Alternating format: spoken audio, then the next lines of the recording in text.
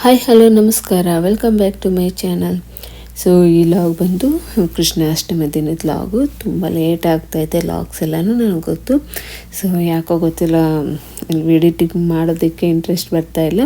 ಅದು ಅಲ್ಲದೆ day full ಮಕ್ಕಳು ನೋಡಿಕೊಂಡು ನೈಟ್ ಅನ್ನೋ ಅಷ್ಟೊತ್ತಿಗೆ ತುಂಬ ಸುಸ್ತು ಅನ್ನಿಸ್ತಾಯಿದೆ ಈ ನಡುವೆ. ಸೊ ಅದಕ್ಕೆ ಬೇಗ ಮಲಗಿಬಿಡ್ತಾ ಇದ್ದೀನಿ. ಎಡಿಟಿಂಗ್ ಮಾಡೋಕ್ಕೂ ಟೈಮ್ ಇರ್ತಾಯಿಲ್ಲ. ಅದಕ್ಕೆ ಸ್ವಲ್ಪ ನಿಧಾನಕ್ಕೆ ವಿಡಿಯೋಸ್ ಅಪ್ಲೋಡ್ ಮಾಡ್ತಾಯಿದ್ದೀನಿ.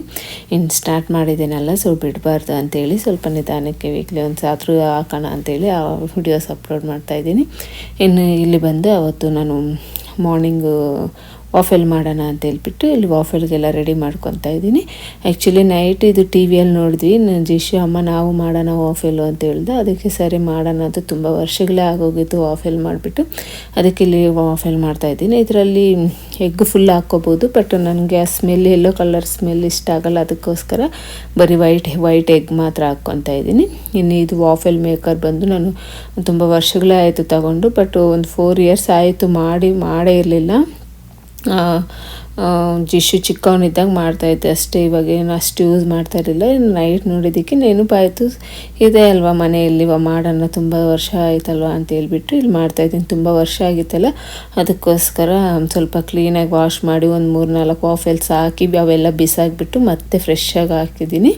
ಇದರಲ್ಲಿ ಚಾಕ್ಲೇಟ್ ಸಿರಪ್ ಹಾಕ್ಕೊಂಡು ತಿಂದು ತುಂಬ ಚೆನ್ನಾಗಿರುತ್ತೆ. ಬಟ್ ಅದು ಅಭ್ಯಾಸ ಮಾಡಿಲ್ಲ ಜಿಶುಗೆ, ಯಾಕಂದರೆ ಅದು ಒಂದ್ಸಲ ಅಭ್ಯಾಸ ಮಾಡಿದ್ರೆ ಬಿಟ್ಟೆ ಮತ್ತೆ ಅದೇ ಬೇಕು ಅಂತ ಇರ್ತಾನೆ. ಅದಕ್ಕೋಸ್ಕರ ವಾಫೆಲ್ ಸಿರಪ್ ಅಲ್ಲಾದರೆ ಚೆನ್ನಾಗಿರುತ್ತೆ. ಅದರಲ್ಲೂ ಅದಕ್ಕೆ ವಾಫೆಲ್ ಸಿರಪ್ ಹಾಕಿ ಕೊಟ್ಟೆ. ಇನ್ನು ಹಾಗೆ ನಮಗೂ ಒಂದೊಂದು ಮಾಡಿಕೊಂಡ್ರು ಅಷ್ಟೇ, ಜಾಸ್ತಿ ಮಾಡ್ಕೊಂಡಿಲ್ಲ. ಇನ್ನು ಮನೆಯಲ್ಲಿ ಬ್ಲೂಬೆರಿ ತುಂಬ ಇತ್ತು, ಎಲ್ಲ ಕೆಟ್ಟೋಗ್ತವೆ ಅಂತ ಹೇಳ್ಬಿಟ್ಟು ಹಾಗೆ ಬ್ಲೂಬೆರಿನೂ ಬನಾನ ಹಾಕ್ಬಿಟ್ಟು ಸ್ಮೂತಿ ಮಾಡಿಕೊಂಡೆ. ಒಂದೊಂದು ವಾಫೆಲು ಈ ಸ್ಮೂತಿ ಕುಡಿದು ಇಷ್ಟ ಆಗಿತ್ತು ನಮ್ಮ ಬ್ರೇಕ್ಫಾಸ್ಟ್. ಇನ್ನು ನಮ್ಮದೆಲ್ಲ ಬ್ರೇಕ್ಫಾಸ್ಟ್ ಆದಮೇಲೆ ಇನ್ನು ಹಸ್ಬೆಂಡ್ ಸ್ವಲ್ಪ ಫ್ರೀ ಆಗಿದ್ದರು, ಪಾಪಗೆ ನೋಡ್ಕೊತೀನಿ ಅಂತ ಹೇಳಿದ್ರು. ಅದಕ್ಕೋಸ್ಕರ ನಾನು ಜಿಶು ವಾರ್ಡ್ರೋಬ್ ಫುಲ್ಲು ಯಾವ ರೀತಿ ಆಗಿಬಿಟ್ಟಿದೆ ಅಂದರೆ 2 months ನಾನು ನೋಡೇ ಇಲ್ಲ ಅದರ ಕಡೆನೇ. ಅವ್ನಿಗೆ ಯಾವ್ದು ಬೇಕೋ ಅದು ಬಟ್ಟೆ ತೊಗೊತಾನೆ ಬಿಸಾಕ್ತಾನೆ, ಆ ಥರ ಮಾಡ್ಕೊಬಿಟ್ಟಿದ್ದಾನೆ. ಇನ್ನು ಸ್ಕೂಲ್ ಸ್ಟಾರ್ಟ್ ಆಗುತ್ತಲ್ವ, ಸೊ ಅದಕ್ಕೋಸ್ಕರ ಎಲ್ಲ ಕ್ಲೀನ್ ಮಾಡೋಣ ಅಂತ ಹೇಳ್ಬಿಟ್ಟು. ಅದು ಅಲ್ಲದೆ ಅವ್ನಿಗೆ ಲಾಸ್ಟ್ ಇಯರ್ ಬಟ್ಟೆ ಎಲ್ಲ ಯಾವುದು ಆಗ್ತಾಯಿಲ್ಲ, ಯಾವ ಬಟ್ಟೆ ಹಾಕಲ್ಲ ಯಾವ ಬಟ್ಟೆ ಆಗುತ್ತೆ ಅಂತೆಲ್ಲ ಚೆಕ್ ಮಾಡಿಬಿಟ್ಟು ಕ್ಲೀನಾಗಿ ಜೋಡಿಸೋಣ ಅಂತ ಹೇಳ್ಬಿಟ್ಟು ಇವಾಗ ಈ ಕೆಲಸ ಮಾಡ್ಕೊತಾ ಇದ್ದೀನಿ. ಇನ್ನು ಮೇಲ್ಗಡೆ ಎಲ್ಲ ಅವ್ನು ಚಿಕ್ಕದಾಗ ಹಾಕೋ ಬಟ್ಟೆಗಳೆಲ್ಲ ಮೇಲೆ ಆಗಿಬಿಟ್ಟಿದ್ದೀನಿ ನಾನು. ಇನ್ನು ಅದೆಲ್ಲ ಒಂದ್ಸಲ ಜೋಡಿಸ್ಕೋಬೇಕು. ಅವ್ನು ತುಂಬ ಥರ್ಮಲ್ಸ್ ಎಲ್ಲ ತುಂಬ ಇದ್ದಾವೆ, ಅವೆಲ್ಲನೂ ಚಿಕ್ಕ ಪಾಪುಯಿಂದ ನಾನು ಥರ್ಮಲ್ಸ್ ಯೂಸ್ ಮಾಡ್ತಾಯಿದ್ದೀನಿ ಜಿಶುಗೆ. ಸೊ ಅದಕ್ಕೋಸ್ಕರ ಅವೆಲ್ಲ ಒಂದು ಸೈಡ್ ಇಟ್ಬಿಡೋಣ. ಇವಾಗ ಹಾಕೋ ಥರ್ಮಲ್ಸ್ ಮಾತ್ರ ಸ್ಕೂಲ್ಗೆ ಇವಾಗ ಬೇಕಲ್ವ, ಅದಕ್ಕೋಸ್ಕರ ಇವಾಗ ಹಾಕೋವೆಲ್ಲ ಒಂದು ಸೈಡ್ಗೆ ಇಡಬೇಕು. ಮತ್ತೇನು ವಿಂಟರ್ ಸ್ಟಾರ್ಟ್ ಆಗುತ್ತೆ, ಸೊ ವಿಂಟರ್ಗೆ ಸಪ್ರೇಟ್ ಬಟ್ಟೆಗಳೆಲ್ಲ ಬೇಕು. ಸೊ ವಿಂಟರ್ಗೆ ಆಗೋ ಬಟ್ಟೆ ಎಲ್ಲ ಇವಾಗ ವಿಂಟರ್ ಸ್ಟಾರ್ಟ್ ಆಗೋವರೆಗೂ ಹಾಕೋ ಬಟ್ಟೆಗಳೆಲ್ಲ ಸಪ್ರೇಟಾಗಿ ಇಟ್ಬಿಟ್ರೆ ನಮ್ಮ ಅವ್ನು ಸ್ಕೂಲ್ಗೆ ಹೋಗೋವಾಗ ಹುಡ್ಕೋ ಕೆಲಸ ಇರೋಲ್ಲ, ಆರಾಮಾಗಿ ತೊಗೊಂಡ್ಬಿಟ್ಟು ಆಗಿಬಿಡ್ಬೋದು. ಇನ್ನು ಪ್ಯಾಂಟ್ಗಳಂತೂ ನನಗೆ ತುಂಬ ಕಷ್ಟನೇ ಆಗ್ತಾಯಿದೆ. ಇಲ್ಲಿ ಸರಿಯಾಗಿರೋ ಪ್ಯಾಂಟ್ಗಳು ಸಿಗ್ತಾಯಿಲ್ಲ. ಲಾಸ್ಟ್ ಇಯರು ನಾನು ಇಂಡಿಯಾದಿಂದ ಬಂದಾಗ ತಂದಿರೋಲ್ಲ ಆಲ್ರೆಡಿ ಇವಾಗ ಮೇಲೆ ಆಗ್ತಾಯಿದೆ. ಅವನು ದಪ್ಪ ಆಗ್ತಾಯಿಲ್ಲ, ಉದ್ದ ಬೆಳೀತಾ ಇದ್ದಾನೆ. ಸೊ ಅದಕ್ಕೆ ಪ್ಯಾಂಟ್ಸ್ ಎಲ್ಲ ಮೇಲೆ ಆಗ್ತಾನೆ ಇದ್ದಾವೆ. ಇವಾಗ ಮತ್ತೆ ಹೋಗಿ ಶಾಪಿಂಗ್ ಮಾಡಬೇಕು. ಇನ್ನು ಅವ್ನ ಬಟ್ಟೆಗೆ ಪ್ಯಾಂಟ್ಗೋಸ್ಕರ ಇವಾಗ ಶಾಪಿಂಗ್ ಹೋಗ್ಬೇಕು ನಾವು. ಪ್ರತಿ ಇಯರು ಅವನ ಬಟ್ಟೆ ಎಲ್ಲನೂ ಥ್ರಿಫ್ಟ್ ಸ್ಟೋರು ಆ ಥರ ಕೊಟ್ಬಿಡ್ತಾಯಿದ್ದೆ ನಾನು. ಲಾಸ್ಟ್ ಇಯರಿಂದ ಮನೆಯಲ್ಲೇ ಇಟ್ಕೊಂಡಿದ್ದೀನಿ. ಪಾಪು ಇದ್ದಾಳಲ್ವ, ಸೊ ಮುಂದೆ ಅವಳಿಗೆ ಆಗ್ಬೋದು ಅಂದರೆ ಡೈಲಿ ವೇರ್ ಮನೆಯಲ್ಲಿ ಇರ್ತಾಳಲ್ವ, ಮನೆಯಲ್ಲಿ ಹಾಕೋಕ್ಕಾಗುತ್ತೆ ಅಂತೇಳ್ಬಿಟ್ಟು ಚೆನ್ನಾಗಿರೋವೆಲ್ಲ ಆ ಕಡೆ ಮೇಲೆ ಇಟ್ಬಿಡ್ತಾ ಇದ್ದೀನಿ. ಇನ್ನು ಸ್ಕೂಲಿಗೆ ಫುಲ್ ಎಲ್ಲ ರೆಡಿ ಮಾಡಲೇಬೇಕು. ಇನ್ನು ಬ್ಯಾಗು, ಲಂಚ್ ಬಾಕ್ಸ್ ಎಲ್ಲಿದೆ, ಬ್ಯಾಗ್ ಎಲ್ಲಿದೆ ಅಂತೆಲ್ಲ ಹುಡುಕಬೇಕು. ಎಲ್ಲ ಇದರಲ್ಲಿ ಆಗಿಬಿಟ್ಟಿದ್ದಾನೆ. ಅವ್ನಿಗೆ ಏನೇನು ಬೇಕೋ ಎಲ್ಲ ತಗೊಂಡು ಬಂದು ಇದರಲ್ಲಿ ಆಗಿಬಿಟ್ಟಿದ್ದೆ. ನಾನು ಈ ರೂಮ್ ಒಳಗಡೆ ಬರೋಲ್ಲ ಜಾಸ್ತಿ, ಕ್ಲೀನಿಂಗ್ ಮಾತ್ರ, ಕಸ ಗುಡ್ಸೋಕ್ಕೆ ಇಲ್ಲ ಮಾಫ್ ಮಾಡೋಕ್ಕೆ ಬರ್ತಾಯಿದ್ದೆ ಅಷ್ಟೇ. ಜಾಸ್ತಿ ನಾನು ಈ ರೂಮ್ ಒಳಗೆ ಬರೋಲ್ಲ. ಅವರ ಅಪ್ಪ ಅಷ್ಟೇ ಈ ರೂಮ್ ಯೂಸ್ ಮಾಡೋದು. ಅದಕ್ಕೋಸ್ಕರ ಬಟ್ಟೆ ಬೇಕಂದರೆ ಅವನೇ ಬರ್ತಾಯಿದ್ದ. ಅದಕ್ಕೆ ಎಲ್ಲ ಕಿತ್ತಾಗಿಬಿಟ್ಟಿದ್ದಾನೆ. ನನಗೆ ಇವತ್ತು ನೋಡಿದೆ ಇದೆಲ್ಲ ಜೋಡಿಸೋ ಅಷ್ಟೊತ್ತಿಗೆ ಎಷ್ಟು ಹೊತ್ತಾಗುತ್ತೆ ಅಂತ ಅನ್ನಿಸ್ತು. ಅಡುಗೆ ಬೇರೆ ಇನ್ನೂ ಮಾಡಿಲ್ಲ, ಅಡುಗೆ ಮಾಡ್ಕೋಬೇಕು. ಫೈನಲಿ ಒಂದು 1/2 hourಗೆಲ್ಲ ಫುಲ್ಲೆಲ್ಲ ಜೋಡಿಸ್ಬಿಟ್ಟೆ. ಆಮೇಲೆ ಇವಾಗ ಸ್ವಲ್ಪ ರಸಮ್ ಇದೆ, ಅದಕ್ಕೋಸ್ಕರ ಸ್ವಲ್ಪ ಬದನೆಕಾಯಿ ಫ್ರೈ ಆದರೂ ಮಾಡೋಣ ಅನ್ಕೊತಾ ಇದ್ದೀನಿ. ಯಾವ ರೀತಿ ಮಾಡೋದು ಅಂತೆಲ್ಲ ನಾನು ತೋರಿಸ್ತೀನಿ. ಇನ್ನು ನಿಮಗೆ ಅದು ಇಂಗ್ರೀಡಿಯೆಂಟ್ಸ್ ಎಲ್ಲ ಬೇಕು ಅಂತಂದರೆ ನಾನು ಶಾರ್ಟ್ಸೆಲ್ಲ ಆಲ್ರೆಡಿ ಹಾಕಿದ್ದೀನಿ, ಹೋಗಿ ಚೆಕ್ ಮಾಡ್ಬೋದು. ಸೊ ಬನ್ನಿ ಬದನೆಕಾಯಿ ಫ್ರೈ ಯಾವ ರೀತಿ ಮಾಡೋದು ಅಂತ ನೋಡೋಣ. ಬದನೆಕಾಯಿ ಟಾವಾ ಫ್ರೈ ತುಂಬ ಚೆನ್ನಾಗಿರುತ್ತೆ. ಯಾವ ರೀತಿ ಮಾಡೋದು ಅಂತ ನಾನು ಬೇಗ ಹೇಳ್ಬಿಡ್ತೀನಿ. ಸ್ವಲ್ಪ 1-2 ಟೇಬಲ್ ಸ್ಪೂನಷ್ಟು ಕಡಲೆ ಹಿಟ್ಟು ತಗೊಂಡಿದ್ದೀನಿ, 1 ಟೇಬಲ್ ಸ್ಪೂನಷ್ಟು ರವೆ, ಆಮೇಲೆ ಉಪ್ಪು, ಧನಿಯಾ ಪೌಡರು, ಗರಂ ಮಸಾಲ, ಆಮ್ಚೂರು ಪೌಡ್ರ್ ಇಲ್ಲ ಅಂದರೆ ನಿಂಬೆ ರಸ ಯೂಸ್ ಮಾಡ್ಬೋದು. ಆಮ್ಚೂರು ಪೌಡ್ರ್ ಇದೆ ನನ್ನ ಹತ್ರ, ನಾನು ಅದನ್ನೇ ಯೂಸ್ ಮಾಡ್ತಾಯಿದ್ದೀನಿ. ಆಮೇಲೆ ಸ್ವಲ್ಪ ಖಾರ, ಜೀರಾ ಪೌಡ್ರು, ಆಮೇಲೆ ಸ್ವಲ್ಪ ಹಿಂಗು, ಅರಿಶಿನ ಬೇಕಿದ್ದರೂ ಹಾಕ್ಕೋಬೋದು. ಇಷ್ಟೆಲ್ಲ ಚೆನ್ನಾಗಿ ಗಂಟಿಲ್ದಾಗೆ ಚೆನ್ನಾಗಿ ಮಿಕ್ಸ್ ಮಾಡ್ಕೋಬೇಕು. ಎಲ್ಲ ಮಿಕ್ಸ್ ಆಗಬೇಕು, ಉಪ್ಪು ಖಾರ ಎಲ್ಲನೂ ಮಿಕ್ಸ್ ಆಗಬೇಕು. ಇನ್ನು ಇದು ಫಸ್ಟ್ ಮಸಾಲೆ ರೆಡಿ ಮಾಡಿಕೊಂಡೆ ಬದನೆಕಾಯಿ ಕಟ್ ಮಾಡ್ಕೋಬೇಕು. ಯಾಕಂದರೆ ಅದು ಕಪ್ಪಗಾಗುತ್ತೆ ಅಲ್ವ ಬದನೆಕಾಯಿ, ಅದಕ್ಕೋಸ್ಕರ ಫಸ್ಟ್ ಮಸಾಲೆ ರೆಡಿ ಮಾಡಿಕೊಂಡು ಬದನೆಕಾಯಿ ಕಟ್ ಮಾಡ್ಕೋಬೇಕು. ನೋಡಿ ಇಷ್ಟು ದಪ್ಪ ಕಟ್ ಮಾಡ್ಕೋಬೇಕು. ತುಂಬ ತೆಳ್ಳಗೆ ಮಾಡಿಕೊಂಡ್ರೆ ಅದು ಸೀದೋಗುತ್ತೆ, ಚೆನ್ನಾಗಿರಲ್ಲ. ಅದಕ್ಕೆ ಇಷ್ಟು ದಪ್ಪ ಕಟ್ ಮಾಡಿಕೊಂಡ್ರೆ ಸಾಕು. ಇನ್ನು ಇದನ್ನು ನಾವೇನು ಮಸಾಲೆ ರೆಡಿ ಮಾಡ್ಕೊಂಡಿದ್ದೀವಿ ಅದರಲ್ಲಿ ಒಂದ್ಸಲ ಡಿಪ್ ಮಾಡಿಬಿಟ್ಟು ನಾವು ಒಂದು ಪೌಡ್ರ್ ಮೇಲೆ ಆ ಥರ ಹಾಕಿದ್ರೆ ಸಾಕು, ಫುಲ್ ಅಂಟುತ್ತೆ ಅದು ಉಪ್ಪು ಖಾರ ಎಲ್ಲನೂ. ಇದನ್ನೊಂದು 5 ಮಿನಿಟ್ಸ್ ಹಾಗೆ ಬಿಟ್ಬಿಟ್ರೆ ಸಾಕು. ಆ ಬದನೆಕಾಯಲ್ಲಿರುತ್ತೆ ಅವಕ್ಕೆ ಫುಲ್ ಉಪ್ಪು ಖಾರ ಎಲ್ಲ ಆಗುತ್ತೆ ಚೆನ್ನಾಗಿ ಬದನೆಕಾಯಿಗೆ. ನಾವೇನು ಆಯಿಲ್ ಅಷ್ಟು ಯೂಸ್ ಮಾಡೋ ಕೆಲಸನೇ ಇರಲ್ಲ. ನೋಡಿ 5 ಮಿನಿಟ್ಸ್ಗೆ ಯಾವ ರೀತಿ ಆಗಿಬಿಟ್ಟಿದೆ ಅಂತ ಹೇಳ್ಬಿಟ್ಟು ಆಮೇಲೆ ಒಂದು ಟಾವಾ ಮೇಲೆ ನಮಗೆ ಎಷ್ಟು ಬೇಕೋ ಅಷ್ಟು ಈ ರೀತಿ ಫ್ರೈ ಮಾಡಿಕೊಂಡು ಸ್ವಲ್ಪ ಆಯಿಲ್ ಹಾಕಿದ್ರೆ ಸಾಕು, ಚೆನ್ನಾಗಿ ಫ್ರೈ ಆಗುತ್ತೆ. ಈ ಬದನೆಕಾಯಿ ಫಸ್ಟ್ ನಮ್ಮ ಹಸ್ಬೆಂಡ್ ತಂದಾಗ ನಾನು ಇದರಲ್ಲಿ ಇಷ್ಟು ದೊಡ್ಡ ಬದನೆಕಾಯಲ್ಲಿ ಏನು ಮಾಡಬೇಕು ಅಂತಲೇ ಗೊತ್ತಿರಲಿಲ್ಲ. ಆಮೇಲೆ ಈ ಥರ ಫ್ರೈ ಮಾಡೋದು ಸ್ಟಾರ್ಟ್ ಮಾಡಿದೆ. ಆವಾಗಿಂದ ಯಾವಾಗಾದ್ರೂ ತರಲಿ ಈ ರೀತಿ ಫ್ರೈ ಮಾಡ್ಕೊಂಡು ರಸಮ್ ಮಾಡ್ಕೊತೀವಿ, ತುಂಬ ಚೆನ್ನಾಗಿರುತ್ತೆ. ಸೊ ಒಂದ್ಸಲ ಟ್ರೈ ಮಾಡಿ, ಬೇಗ ಆಗೋಗುತ್ತೆ, 5 ಮಿನಿಟ್ಸ್ಗೆಲ್ಲ ಆಗೋಗುತ್ತೆ, ಜಾಸ್ತಿ ಕೆಲಸನೇ ಇರಲ್ಲ ಇದು. ನೋಡಿ ಇಷ್ಟು ಮಾಡ್ಕೊಂಡಿದ್ದೀನಿ, ಬೇರೆದೆಲ್ಲ ಇನ್ನು ನೈಟ್ಗೆ ಇಟ್ಟಿದ್ದೀನಿ, ಯಾವಾಗ ಬೇಕೋ ಅವಾಗ ಫ್ರೈ ಮಾಡ್ಕೋಬೋದು ಅಂತ ಹೇಳ್ಬಿಟ್ಟು. ಇನ್ನು ನಮ್ಮದೆಲ್ಲ ಊಟ ಆದಮೇಲೆ ನಾನು ಫ್ರೆಶ್ ಆಗಿಬಿಟ್ಟು ಇನ್ನು ಪಾಪುಗೂ ಹೆಡ್ ಬಾತ್ ಮಾಡಿಸ್ಬಿಟ್ಟು ಮಲಗಿಸ್ದೆ.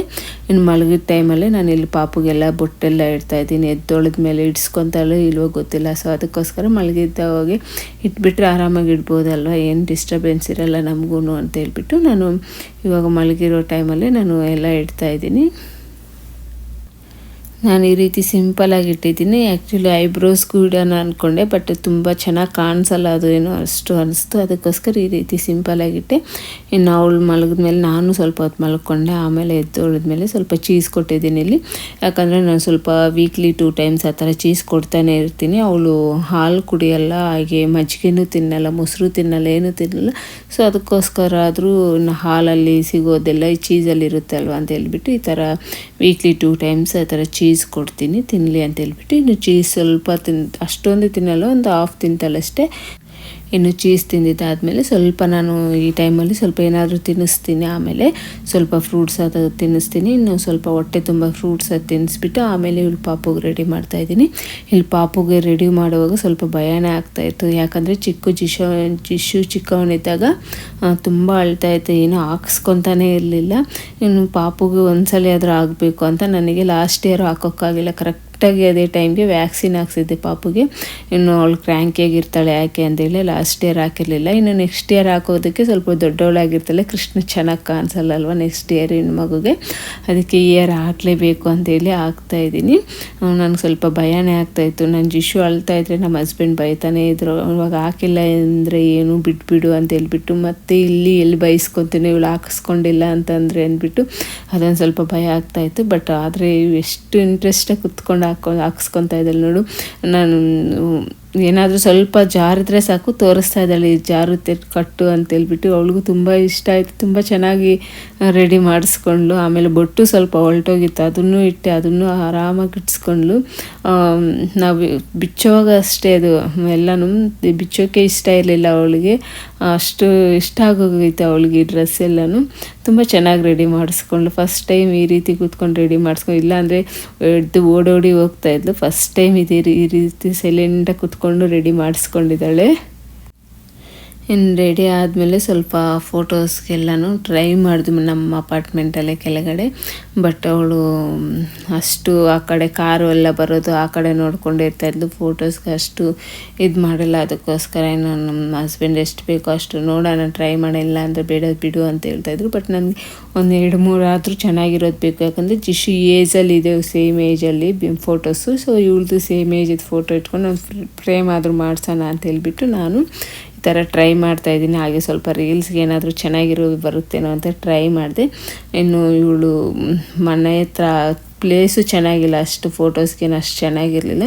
ಅದಕ್ಕೋಸ್ಕರ ಇವರು ಜಿಶುನು ಅವರಪ್ಪ ಸೈಕಲಿಂಗ್ ಹೋಗ್ತಾರೆ, ಅಲ್ಲಿ ಪಾರ್ಕ್ ಐತೆ, ಸೊ ಅಲ್ಲಿ ಚೆನ್ನಾಗಿದೆ ಫೋಟೋಸ್ಗೆಲ್ಲನೂ ಅಂತ ಹೇಳಿದ್ರು. ನಾನು ಯಾವತ್ತೂ ಹೋಗಿಲ್ಲ, ಪಾಪು ಕರ್ಕೊಂಡು ಹೋಗ್ತಾ ಇರ್ತಾರೆ ವಾಕಿಂಗ್ಗೆ, ಎಲ್ಲದಕ್ಕೂ ಚೆನ್ನಾಗಿರುತ್ತೆ ಅಂತ ಹೇಳ್ಬಿಟ್ಟು ಅಲ್ಲಿಗೆ ಹೋಗೋಣ ಅಂತ ಹೋಗ್ಬಿಟ್ಟು ಇನ್ನು ಅಲ್ಲಿ ಫೋಟೋಸ್ ಎಲ್ಲ ತಗೊಂಡ್ವಿ. ಅಲ್ಲಿಗೆ ಹೋಗ್ಬಿಟ್ಟು ಇನ್ನೊಂದು 2-3 ಫೋಟೋಸ್ ಸ್ವಲ್ಪ ಚೆನ್ನಾಗಿ ತೆಗೆಸ್ಕೊಂಡ್ಲ. ಆಮೇಲೆ ಏನಾದರೂ ತಿನ್ನೋಕೆ ಕೊಟ್ರೇ ನಿಂತ್ಕೊತಾ ಇದ್ದಾಳೆ, ಇಲ್ಲ ಅಂದರೆ ಓಡೋಗ್ತಾ ಇದ್ದಾಳೆ. ಇನ್ನು ಸರಿ ಅಂತ ಹೇಳ್ಬಿಟ್ಟು ಒಂದು 2-3 ಫೋಟೋಸ್ ತೆಗೆದುಬಿಟ್ಟು ಆಮೇಲೆ ಸ್ಟ್ರಾಲರಲ್ಲಿ ಆಗಿಬಿಟ್ಟು ವಾಕಿಂಗ್ ಹೋದ್ವಿ. ತುಂಬ ಅಲ್ಲಿ ವಾಕಿಂಗ್ ಮಾಡೋದಕ್ಕೂ ಪ್ಲೇಸ್ ತುಂಬ ಚೆನ್ನಾಗಿದೆ.